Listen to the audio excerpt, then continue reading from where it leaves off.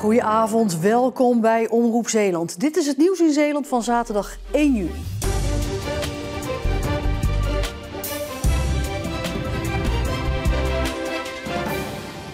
De Vlissingse havens liepen vandaag vol met bezoekers voor Vlissingen Maritiem.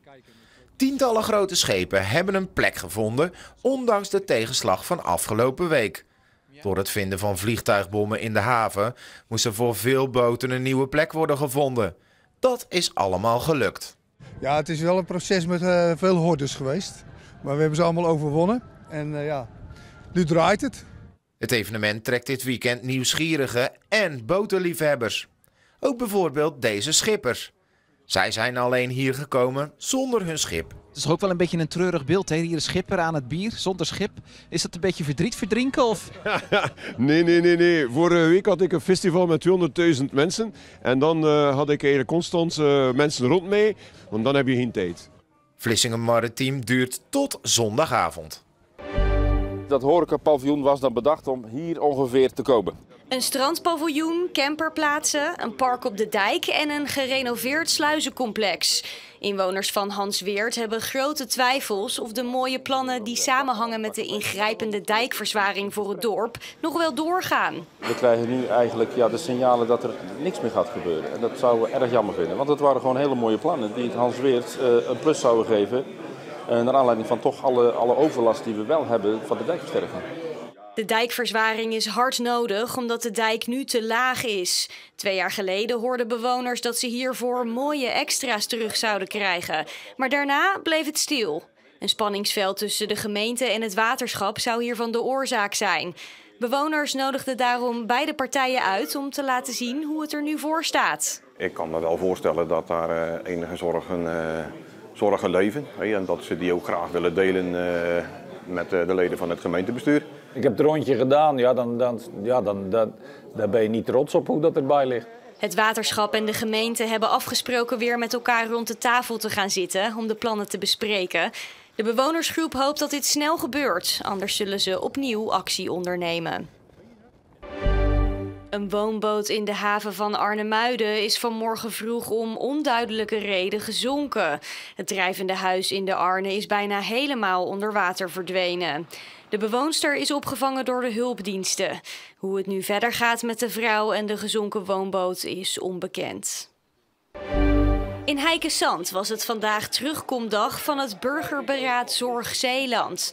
Precies een jaar geleden deden 300 Zeeuwen van dat beraad 85 aanbevelingen om de zorg in onze provincie toegankelijk en betaalbaar te houden. Met 50 voorstellen is aan de slag gegaan en sindsdien overleggen burgers met allerlei instanties. Een van hen is Katelijne Amijs uit Terneuzen. Zij zet zich in voor minder bureaucratie. Ze is tot nu toe positief. Ik kan wel zeggen dat ik blij was om te horen dat CZ samen met de ziekenhuizen toch echt al stappen aan het maken is om die bureaucratie te verminderen. Afgelopen jaar was het vooral veel naar elkaar luisteren en met elkaar praten.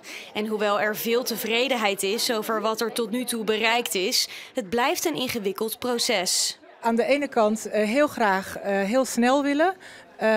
Maar dat we met een groot aantal partijen te maken hebben waar nou eenmaal de uitgangsposities wat verschillend zijn.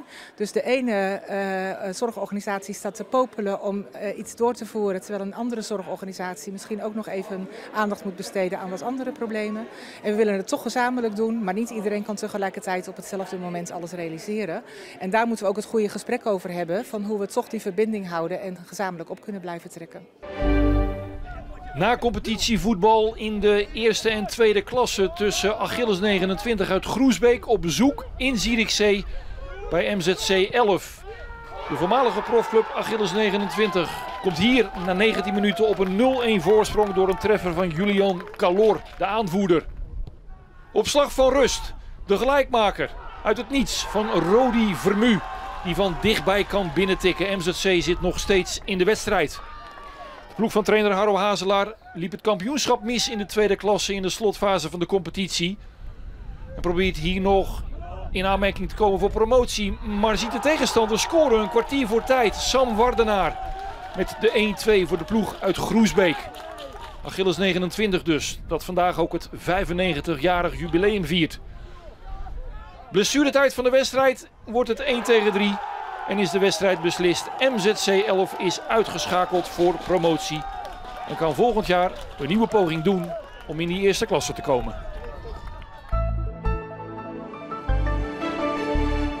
Het was allemaal nog tamelijk bewolkt en door de windkracht 4 tot 6 uit het noord-noordwesten was het ook fris met een temperatuur die maar met moeite boven de 15 graden grens uitkwam. En er viel verspreid nog regen of motregen en het was dan vooral in de kustzone. Nu komen er vanavond en vannacht wel opklaringen en het is vannacht ook droog, maar tot de nacht is er nog wel kans op een klein buitje.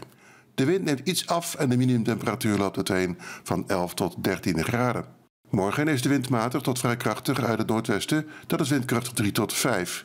Door die kleine afname en de draaiing van de wind komen er meer opklaringen en het blijft morgen ook droog. Warm wordt het niet, maar veel plaatsen halen een graad of 17. Volgende week liggen de maxima op 18 à 19 graden met een westen tot zuidwestenwind. Dat geeft afwisselend bewolkt weer met een bui of een beetje regen, maar met enige regelmaat ook zonnige perioden. En tot zover het korte nieuws en ook het korte weerbericht bij Omroep Zeeland op deze zaterdag de 1 juni. Zometeen het weekoverzicht van het Zeeuwse nieuws, dus heel graag tot zometeen.